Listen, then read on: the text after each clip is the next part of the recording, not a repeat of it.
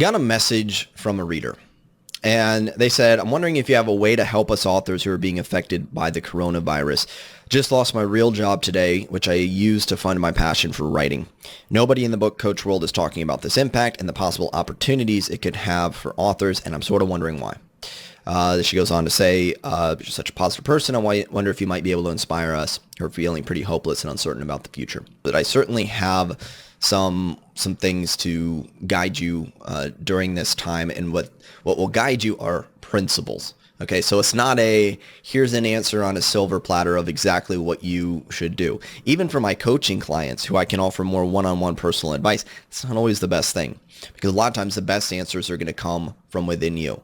So one of the best things I can do as a leader is help activate your own inner leader so you can be a leader for yourself, you can be a leader for your family, your community, those who are looking to you, and maybe a leader from a distance, virtual leader, leader nonetheless. So a couple things. One is, let's start with a basic concept, and this is something Charles Darwin talks about. I'm going to paraphrase. It's not the strongest of the species that survives, nor the most intelligent. It's the most adaptable. It's this idea of adaptation. So it doesn't matter what's going on in the world, and I don't want to get into the coronavirus. Are people downplaying it too much? Is it being too overblown, this or that? Where did it come from? What's the reason? That's not the point of this. The point is what's happening right now in your life, and how do you move through this? How do you move through uncertainty? What's going to give you more certainty?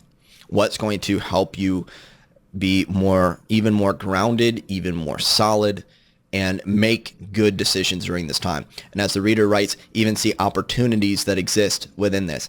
And if I talk about opportunities or taking advantage of, what's happening or anything like that, it could sound horribly insensitive. And I want to give the caveat up front. This is not minimizing the pain or the tragedy of people who are being affected health-wise, being affected financially, which is potentially all of us, right? Either directly, such as losing a job or losing hours, or maybe your job's not affected.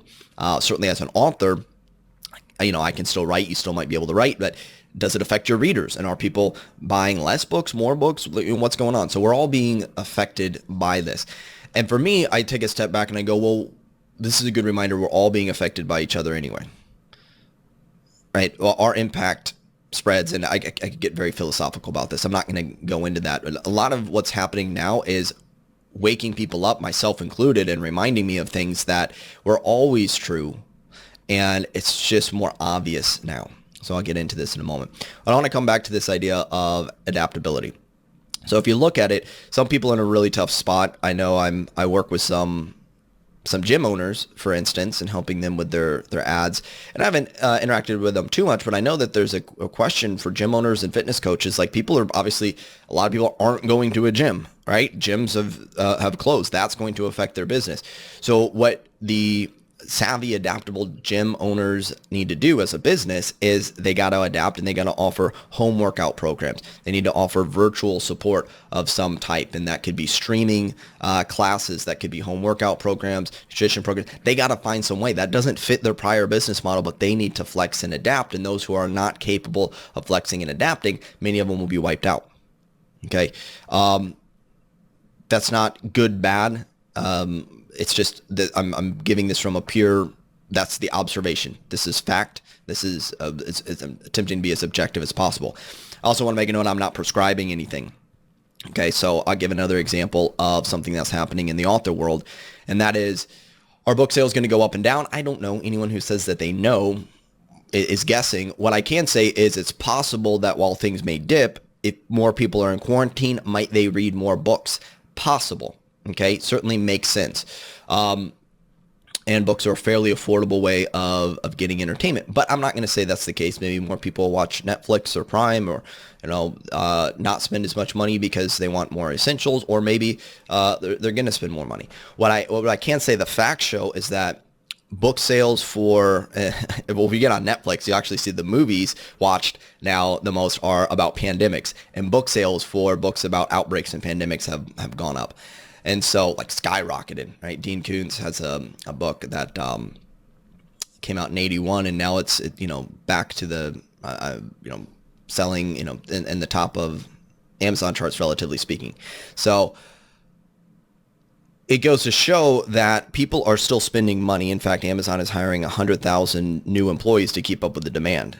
Okay.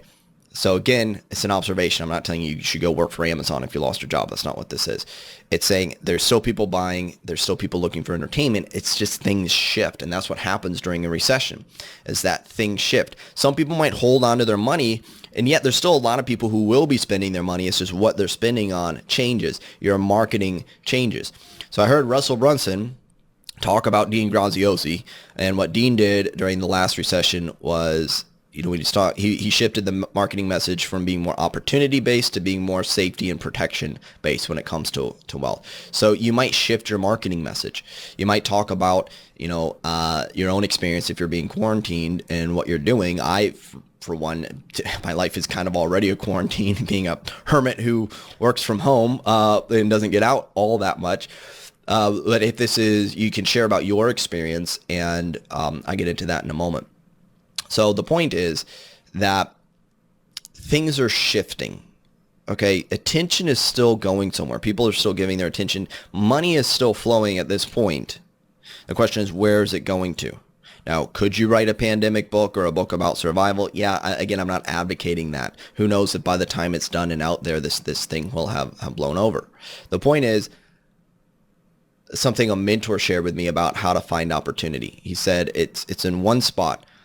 And the problem and the challenge why most people miss opportunities, they're not looking in this one spot for opportunity. This one spot is the present moment. And it's almost cliche at this point, the power of now and being present and all this. But I think about that, and I'm still reminded, and I still remember it, that there is always something happening in this present moment, an opportunity. In the most uncertain times, in the scariest times, there's any time that you're going to find an opportunity or potential, it's right here, right now. So the question I gave to this person to ask, if you just take away one thing, is what if this were happening for me? That's a Tony Robbins idea. What if it were happening for me? Now, again, it's not to minimize it and say, oh, it's just all sunshine and rainbows and it's a great thing. No, it's not that. It's just pretend. What if this were happening for me? What if it were happening for my benefit? What if this is guiding me to the best opportunity that's out there?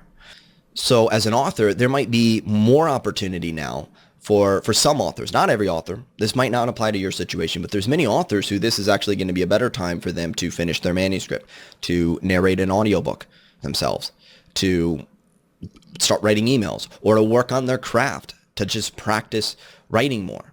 Okay, so from a author writing standpoint, there's maybe more time now to get some things done, to go through even some courses, to catch up and to set yourself up. It's kind of like a winter time, things have died, winter, but you're in a time where you can be preparing for next season. And so as things are, you look around, you're like, oh my gosh, all the leaves have fallen off. Everything it looks like it's dead. And it's like, this could be the time to prepare for what's going to come after. Recessions have happened before. They're going to happen again. And there's a lot of people who've come out of them stronger or more prepared because of it. Okay. Heading back to a more principle-based thing, I talk about this idea that obviously the best time or the best method is preparation versus cure. Ounce of prevention worth a pound of cure. It's a cliche because it's true. So I got to balance this by saying, the people who are going to be in the best position right now are those who have seen this coming for a while. Preppers, that was a good approach. I had a few years back where I was in a prepper mentality, and I go, oh yeah, I still got my bug out bag. I still got some backup food. I was not as prepared though for this. Fortunately, things are not worse than they are, so still able to get, and hope that you've been able to get some food and some basic things for yourself, but also financially preparation, going, how do I build things into my business so I'm not dependent on any one source of revenue? Okay, the more skills that you have, the more likely you are to be able to adapt. Now, fortunately for this reader, and I imagine many of you, if you have writing skills, if you have marketing skills that you've been cultivating, you can apply that, and there's still job opportunities. In fact, there might be a lot more job opportunities for people who are marketers and people who are content creators. Okay, you might need to flex. You might go, well, my main thing is writing, in this case, the reader mentioned mystery and contemporary romance. Okay. But they also had a background in marketing and copywriting. Well, there's going to be a lot of companies who need marketing and copywriting help right now. And that's one of the things that I do. Okay, so the point is, you as a writer, if you're willing to flex during this time and adapt, you might be able to apply your writing skills, your marketing skills, other skills that you've cultivated over the years, maybe have nothing to do with writing, and bring it in during these times. Now, I don't know what the demand is for virtual guitar lessons, but that's what I used to do. One of the things I used to do. I don't know, maybe more people were hiring virtual guitar instructors, during this time. Now, that's not what I'm going to do at this point. I have plenty of other things going on and more lucrative and things that I want to do. But the point is, if this were happening for me years ago, that might have been something that I pursued, or audio editing, or these different things. Okay, is it my dream job to do that? No, it wasn't my dream job when I was doing it 10 years ago, but it helped pay the bills during uncertain times. Okay, now I graduated just after the 2008 crash, so I have a little bit of a different mindset. And in one way, it makes it harder to relate to some people these days, but on the other hand, it's given me a perspective. And my perspective after I graduated was that jobs are uncertain. I grew up in the millennial generation. This idea that you get a job and you keep it for 40 years, that's completely foreign to me. I mean, I get that used to happen, but I never saw a job as being a source of security. Right? The idea that I'm going to get a job and it's going to be a steady paycheck, it's like that didn't exist for me all that much. So the upside about that is I always had this sense, and you'll notice this with some other people, maybe it's just the entrepreneur-minded people, maybe it's more the younger generation who've had less stable jobs. There's a sense of like, I'm not going to depend on a company for a job.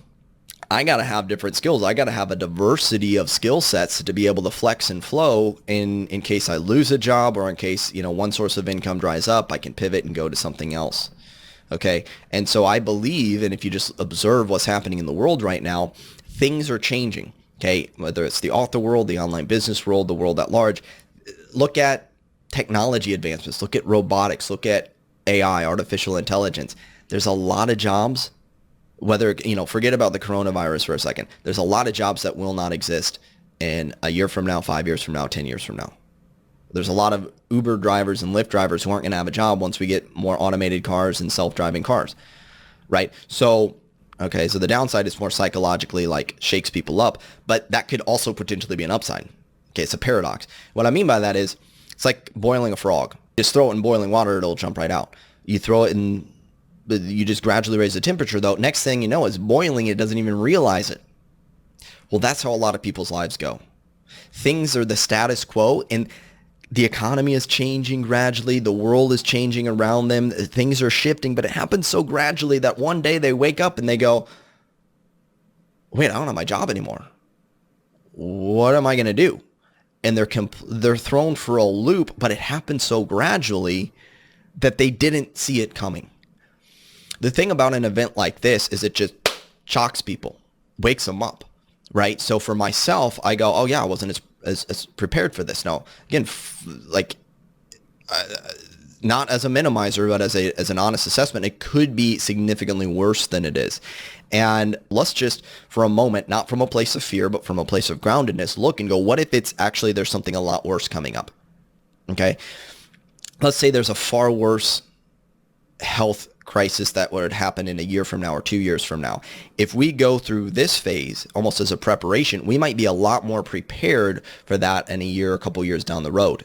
It's exposing systematically and collectively and possibly personally chinks in the armor, so we can build it up now and go, okay, let's make sure we develop, work on the healthcare system and all these different things. And this isn't political. I'm not making any opinion on that. Saying we can look at this stuff and go, okay, we weren't maybe as prepared as we could have been, either again collectively or on a personal level. So let's prepare now. And then maybe if something even worse happens, it could be far less damaging, or we might actually mitigate or prevent a lot of the damage that could have been done from something worse, because we had a preparation that woke people up to what's possible and what's not working and what's broken. Okay, so that's one way to look at this as an opportunity. Again, it's not like an opportunistic, I'm going to buy stuff and inflate the prices and price gouge and this and that. Like, I'm not into that. I don't believe in that. I think there's something more important than profit, which is basic human decency. Okay. Yet there's still a way to look at this from a lens of there is opportunity and there's a lesson in this. So this is another question a mentor shared with me. What's my lesson? Just assuming that there is some sort of lesson. Now, lesson doesn't mean like you're making a mistake and you're bad and you need to change your ways. It doesn't have to be that. It could just be there's a simple lesson in here that you're given an opportunity here for your growth as well as the growth collectively of our society. Okay, so any growth, you look at building a muscle, it breaks down first and then it grows. Okay, there's a lot of breakdown before the rebuild. Well, I personally think there's a lot of things that are broken in society, and again, on even just in my own life, I go, well, there's some things I've gotten complacent about. So if it takes something like this to like get me out of a trance of complacency and go, oh, wait a second, yeah, things can change. Things are uncertain. Things that you just expect to happen, you know, oh, that paycheck that's going to come every 2 weeks, that's not a guarantee. It never really was. That level of certainty was always an illusion, and yet you can still be certain. You can be certain during quote unquote times of certainty, and you can still be certain during times of uncertainty. So now I want to get into a few practical ways of gaining a greater degree of certainty, because it's a basic human need psychologically, is for certainty. So one thing I've mentioned is having a variety of skills. Now, obviously, it's probably a little late for someone to develop a brand new skill at this point in the midst of things. But if you're over the age of, 16, you've probably have developed a variety of skills in your life that you can flex on, right? Meaning you can adapt to different things. So think about, in case the person who sent me this email, she has marketing skills, copywriting skills. If you're watching this and you have any writing skills, you have a writing skill. You might have editing skills. You might have audiobook narration skills. You might have health related skills. You might have skills about virtual training. You might have been, for people who are teachers, they might be able to teach others how to do teaching virtually. Maybe you go, actually, my teaching would be really good virtually. Could I train others how to do that? Are there corporations who are now going to move more into virtual training now? Are there corporations who weren't doing virtual training because they were complacent? Now that they're forced, so to speak, into doing more virtual training or virtual work, is there going to be an opportunity for consultants to consult companies on how to do virtual training? You see how things just shift. So there might be a lot of opportunity that's opening up. So first thing, think about your skill sets and the things that you have and be looking for the opportunity. Now, the person who wrote to me said, I'm going to be thinking about some opportunity for marketing and copywriting. That's good. Think about it. At the same time, I wouldn't spend too much time thinking about it. I would be also proactive in searching and seeking out. When I want to acknowledge the person who sent me this email, she was doing something that a lot of people could have done but didn't, and that is reach out. Reach out to mentors or friends or coaches or people. And there's a lot of people out there who might have insight, or they might have connections. Maybe I can't help you. I can't help everyone. I have my scope of expertise, but I might know some people, right? I know places to find freelance writing gigs. I might not be offering one right at the moment, but if you were to go, hey, Derek, where can I, I'm a freelance writer. Where could I get some, where are people looking for or hiring writers? I have an answer for that.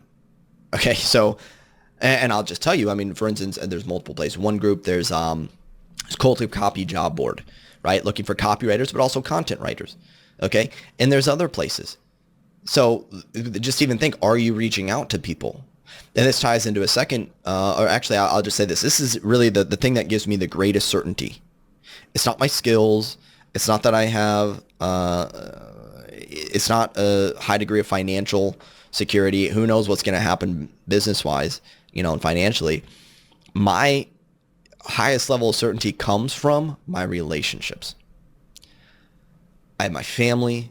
I have mentors. I have people I have groups that I'm a part of. I have people that I can go to, even if it's like, hey, do you need someone who's a copywriter who can do this for you, right? So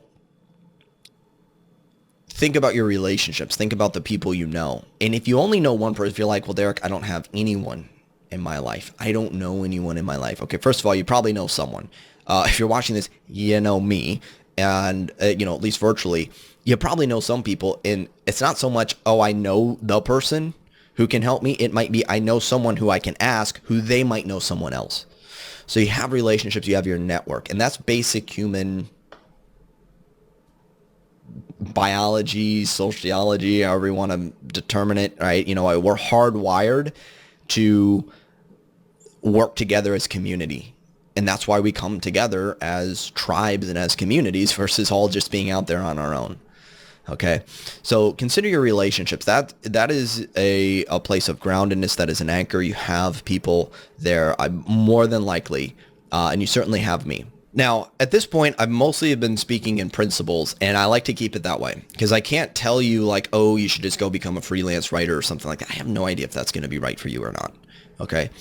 So when I give principles, realize that if you look back over the last any time I've been sending emails, 80 to 90% of those emails are evergreen principles and are just as applicable. So the response that the person wrote into me about was to an email where I talk about zigging versus zagging, right? You want to fit in, but you also want to stand out as this paradox. That is hidden within there, right? There's like these hidden messages that are giving you clues about what might be worth doing right now. So for instance, one of the things I was reminded of, part of being in a community, but also understanding like, oh yeah, that makes sense given the zigzag concept, is that right now Facebook ads and getting leads is really cheap. Okay, see, this is an opportunity as a lot of businesses have stopped their advertising. That means the cost to get a lead is really cheap. And this is how a lot of people become wealthy through recessions. They had enough cash on hand that they can invest when things get really cheap. They buy it while it's cheap, and then they profit later, right? So that may or may not be relevant to you. That's not the point of this. Is not a prescription saying go to Facebook and advertise. But if it's relevant, that might be something worth exploring. And at least from an observation perspective, realize as not all, but many businesses are zigging. They're stopping their advertising. Maybe rightfully so, right? If they're like a brick and mortar business, might not make as much sense. Can you zag and go, oh, great, I'm going to up my ad spend? Okay. So I'm not saying to do that. The person who wrote this into me said, should I turn off my ad? Should I increase my ad? Should I diversify? The answer is I don't know. It would be wrong of me to give you an answer to that. What I can say is that you have access to your own dashboard. You can see are things going down or going up. But the other thing is you have access to history. You have access to look at what's happened in past history, in past historical times of recessions. It doesn't matter whether it's been a pandemic or something else. You can look for patterns and you can see that there are people who maybe shut everything down and they don't recover versus the people, if they just weathered the storm, they would have gotten through it and maybe even come out ahead. So at least consider that, how that applies. So for me in this situation, I'd be looking at my ads. I'd go, how are they doing now? If they're not doing as well, I would drop them. But I would also be testing the waters throughout the next couple weeks because there might be an uptick in book sales as more people are staying home. Maybe not, right? Again, I'm not going to give an answer. I'm not psychic, but watch it. See what's happening. The issue is making a highly like emotional decision and not thinking it through. The principle is staying grounded in a degree of objectivity and going, okay, what are my numbers showing me? Now's the time to be a number-based person. Great thing psychologically, it's a pro and a con, but as you get into analytics and thinking about numbers, it'll actually make it harder to be in the emotions. Now, that could be a bad thing, but it could also be a good thing if a person's really heightened up and they go, wait a second, let me just look at the numbers. Okay, getting back to a grounded, rational, objective measurement. That is going to be especially important during these times for things like advertising and looking at your metrics and so on. Okay, and using that to inform decisions. So what can you do now going forward? Well, I want to offer more resources. So if you look back again at my past material and just ask yourself, how does this apply to what's happening right now? I purposely taught in principles because I knew no matter what's going on in the world, no matter what happens on Amazon, no matter what the landscape is, principles will always keep you solid. That's what I was taught by a mentor. Okay. So getting people's attention is always going to be a principle. Okay. Now there's more principles. If you just get people's attention by, coronavirus this, coronavirus that, and then you quote unquote abuse their attention, that's obviously could have a downside. Okay. But knowing that's what's on people's minds and that's where their attention is going, that's useful information to know and see how you can put yourself in a position where you're in front of people's attention where it's already directed at. Okay. So based on principles, I'm going to include a link to my book, Why You're Stuck, for free. Okay. So you can get it for free. You might already have it. If you have it, revisit it. I invite you to revisit it. If you don't have it, you get it for free. It's not like I have no issues with people marketing during the coronavirus thing. That's another thing I'll point out. I think now is, keep selling, keep marketing. People are still buying. People want entertainment. If you have something that helps them, which hopefully you do, either through entertainment or education, they're still going to need it. Okay. I don't believe in just gouging prices to, take advantage of vulnerable population. But that doesn't mean stop altogether if it makes sense. Now, if you have a brick and mortar business, maybe redirect your energy elsewhere, though, right? Into what is working. But for me personally, I'm not selling this, and I want to offer it as a gift if that's going to help you during this time. And of course, it'll help you during any time, I believe. So look at the principles. You're going to need to guide yourself. And then when it came to being a leader during this time, which is another aspect of this person who wrote into me said, how can I establish some kind of leadership during this time? I'm going to read part of my response. And one is to say to her, you've already taken a great step by reaching out to me. So take steps yourself. Be proactive. Reach out. Ask for help. Ask for guidance. Don't just sit there and only think about it. Think about it a little bit, then start taking some steps. And then you could share with your community, with your audience, with the people that you're leading, what you're doing during this time. So to eat my own cooking, what am I doing during this time? A lot of the same stuff I was doing before. I'm writing emails, I'm shooting this video, I'm creating content, I'm getting things done, going through courses that I've been meaning to get through. And I'm going to focus really on serving those who especially need help during this time with content and virtual trainings and all that sort of stuff. For me, it actually hasn't changed that much. For you, it might be a much more significant change, in which case you can talk about what you're going through. Yes, you can be vulnerable and talk about the uncertainty that you're feeling and fear that you have, and that's perfectly fine to do if it's, when it's authentic. And what I also recommend, though, is come from a place of higher certainty, meaning get grounded yourself to a degree. Take some steps yourself, and then you're not just saying, I'm freaking out, I don't know what to do. Say, look, I was freaking out. Here's some of the steps I'm taking to help move through this. These might be other things that you can consider, and inspire other people through your example. I believe in role model leadership. At least do so. You don't have to be perfect, but at least do something. Okay. And where are people going to be at? Well, people are going to be spending a lot of time online. Okay. One of the reasons why I haven't shared too much about this before is because I teach building an online business. If the internet goes down, well, now we're probably in a Mad Max world, and there's bigger concerns than a job, right? So hopefully it doesn't get to that point. But it goes to show, the internet's at least going to be around for a little bit. Brick and mortar, that was a less stable thing as we live in a more and more virtual world. And it's really, I feel bad for those who are, their businesses are being, harmed. Maybe some people are going to be losing their business as a brick and mortar, or, again, we're all going to be affected probably in some way by just the economy. Still, the affected means there could be an opportunity here for you. There could be something that this could be a time where you're being shown, hey, if you've been putting something off, now's the time. Like, it's now or never. This is your opportunity. This is your wake-up call. Okay? I invite you to consider that.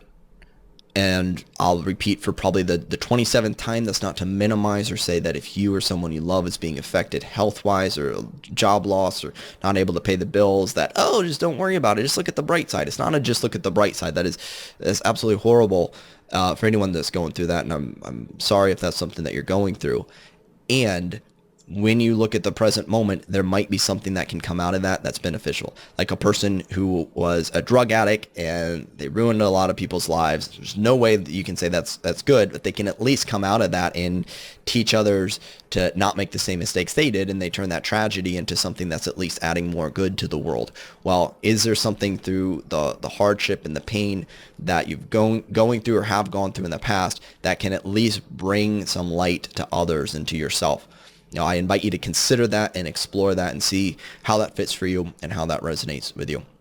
Again, you have my book, Why Authors Fail, Why You're Stuck, and Why Authors Fail. Actually, both of those are free, and both of them teach principles that will transcend time, that will transcend circumstances. The challenge, that's the good side. The challenge is it might take your own creativity and proactivity to figure out how it applies to you.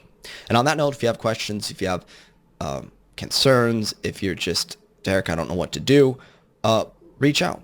You don't necessarily need my permission to reach out, and I can't guarantee I'm going to give in-depth answers to everyone. I only have so much time. What I will do is I'll read it, and if I have something that I can guide you to, whether it's a resource or a person or a consideration or a question to ask that might help you come up with your own answer, whatever it is, I'll read it, I'll respond to it, and that's what I can offer to you during this time of uncertainty, so you can have even more certainty. So you can be the rock while other people might be freaking out. You will be strong, you will be grounded, you will move through this, and you might even hopefully inspire others by your example. That's my hope for you.